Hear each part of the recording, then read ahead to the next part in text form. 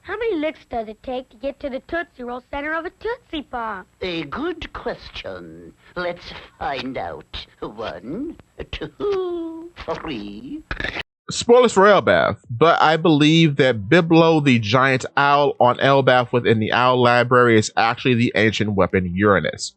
So, how did I come to this conclusion? Well, here's the interesting thing. In chapter 1138, we actually get to see this mural. This mural depicts a lot of things that will be important within the story of One Piece at one time or another. However, the entire mural isn't important for this conversation. What's important is the centerpiece of the mural, depicting the tree specifically, because at the top of the tree, we have a dragon.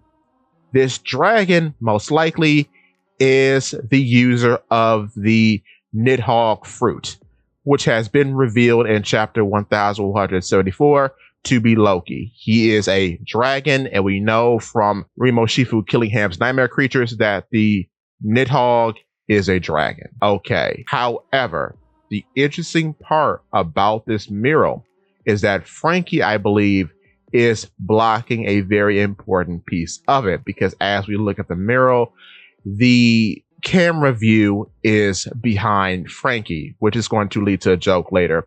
But the camera view is behind Frankie. So I think Frankie is blocking a depiction of Biblo, the owl, most likely encased in some sort of mechanism or surrounded by some sort of drawing that is a reference to the mechanism of Uranus. And the reason why I say this is because before we are shown the mural in full, Frankie is astonished. I don't think he's astonished by the entire nature of the mural. I think he is astonished by something he recognizes. That's why he was picked to show us the mural itself, so we could have this reveal later on when he explains that Biblo is important, because what he is seeing Biblo be surrounded by or encased by is most likely what he saw within the schematics of the blueprints for Pluton. Of course, way back in this lobby, we know that he used to have the blueprints for Pluton, and he showed them to Kaku and Lucy to show that, yes, these are real before he burned them up. Therefore, I think the reason why he was chosen to show us the mural is because he is recognizing some similar drawings around the depiction of the owl named Biblo, as to say, wow, this ancient weapon existed back then, or whoever made this mural knew about the ancient weapon Uranus, which is Biblo. However, the reason why Biblo is important here is because Biblo in the series is the first canonical animal to have a devil fruit that's not a Zoan type devil fruit. Of course, Biblo is the user of the Grow fruit. Therefore, he is the first animal to have a Paramecia type devil fruit within the series, making him pretty important just by theme.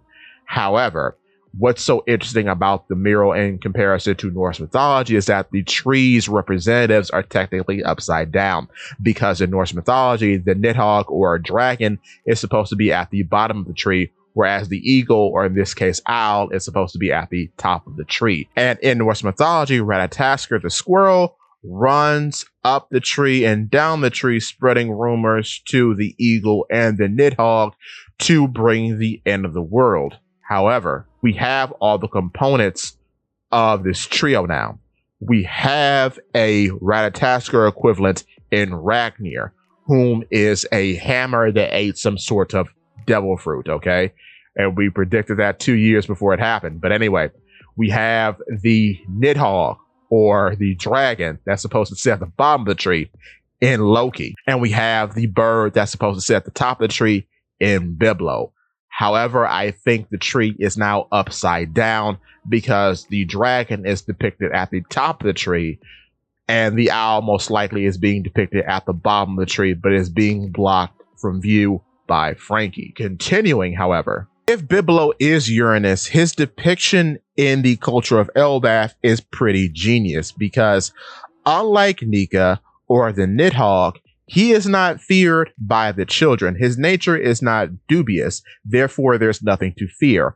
Biblo is a representative of the future of Elbaf because he promotes education by making human literature be big enough for the giants to read, thanks to the abilities of his grow fruit.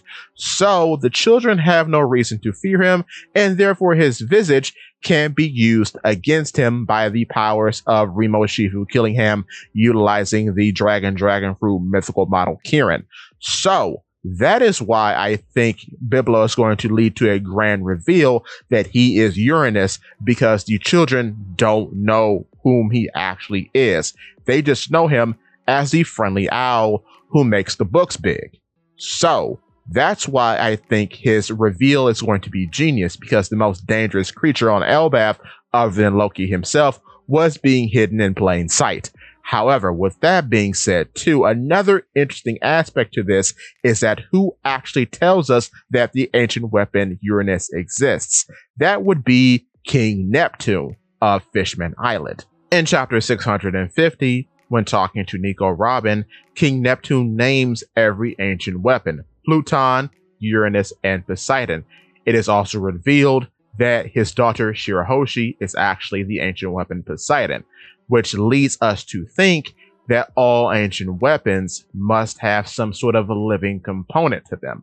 With that being said, too, this is very interesting way later, because in chapter 1167, it is revealed that King Neptune actually has ties to Elbaf, because we see that the former king of Elbaf, King Harold, and King Neptune in the past were actually very good friends, and they had planned to have their respective children be wedded to each other in the future, which could lead to some other implications that we'll talk about in another video. But with that being said, I could believe, seeing as how Neptune has a tie to Elbaf and knowing King Harold, that the next ancient weapon most likely is on Elbaf, and that ancient weapon is Uranus, whom is Biblo. And seeing as how ancient weapons most likely all have living components to them, Biblo could be that living component for Uranus. Now, the reason why Biblo is dangerous is because of the grow fruit. Because you see, even though the grow fruit has been used for very educational purposes and making books big enough for the giants to read, the grow fruit can maximize the size of any inanimate object. So that means if you, I don't know, gave Biblo a payload of human-sized bombs, he could simply turn them into giant bombs. If you gave him a payload of any sort of human-sized artillery, you could just make that artillery giant size within an instant. Therefore, Biblo can be utilized in making anything giant size and potentially make what is normally seen as a human level threat into a giant level threat, which is why I think now Biblo has a very docile temperament. Is because it is tired of war and enjoys the benefits of peacetime and would rather be used as an educational tool as opposed to bringing death and destruction, which is why, too, he is a very interesting foil to Loki, whereas Biblo is ushering in the new age of Elbaf and promoting education.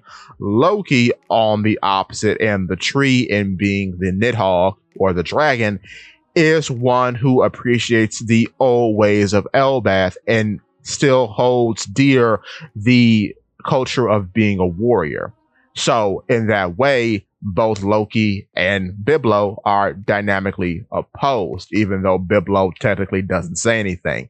He has different values than Loki because he has been worse than Loki potentially in the past as the living component to an ancient weapon. With that being said, too, it is very likely that Biblo and Ragnir are some of the oldest beings on Elbaf currently, because of course Ragnir is a hammer. We don't know who made Ragnir, but Biblo, as Saul tells us in chapter 1135, has been around for centuries. So he potentially is older than Jarl himself, which would make a lot of sense if you ask me. But, and this is the joke that I was referring to earlier, however, Uranus sounds like Uranus. It's a butt joke, right? So it's funny that we see the back of Frankie when the mural is being revealed, meaning his butt is towards us. This is funnier still because Frankie is the butt character. Frankie actually utilizes his rear in combat with the technique called coup de bout. And coup de bout has been used as a self-destruct fake-out attempt and is utilized in propulsion when Frankie wants to fly, as he utilizes it in the fight against Fukuro. And he actually says that he can do it in the post-time skip during Punk Hazard, but actually does it in the anime adaptation of Punk Hazard. So yes, I do think Frankie's rear was blocking the depiction of Uranus in the mural. However, with that being said, if you are liking the video so far, hit the like button. And if you want to see more content from me, hit the subscribe button and don't forget to ring that bell. In addition, if you want to help me out a little bit more, please click the hype button. It does help somehow. However, give me your thoughts and tell your friends about Polypede Works.